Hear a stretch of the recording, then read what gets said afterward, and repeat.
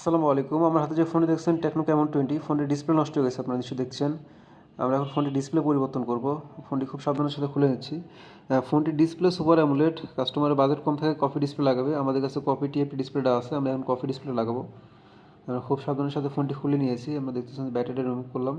এখন আমরা পুরাতন ডিসপ্লেটা রিমুভ করে নতুন একটা ডিসপ্লে, এখানে নতুন যে টিএফটি ডিসপ্লেটা আছে সেই ডিসপ্লেটা আমরা লাগাবো। এই যে আমরা ডিসপ্লে এনেছি, আমরা ডিসপ্লে লাগা একটু চেক করবো প্রথমে, ডিসপ্লেটা সব ঠিকঠাক থাকলে পরে আমরা ফাইনাল ফিটিং করবো।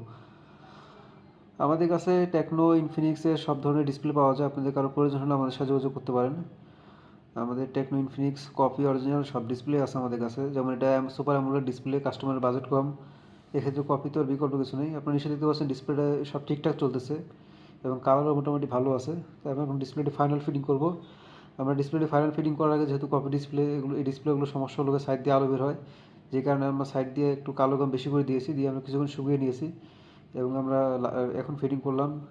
এখন দেখা যাবে যে সাইড দিয়ে যে আলোটা আছে আলোটা বের হবে না এবং মোটামুটি ভালোভাবে কাজ করবে।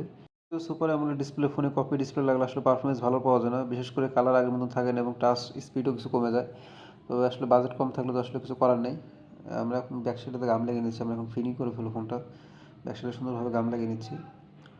আপনারা নিশ্চয়ই দেখতে পাচ্ছেন যে আসলে ফোনটি আমরা প্রায় কাজ শেষ করে ফেলেছি। টেকনো, ইনফিনিক্স ফোনের ডিসপ্লে প্রয়োজন হলে আমাদের সাথে যোগাযোগ করবেন। সবাই ভালো থাকবেন, ধন্যবাদ।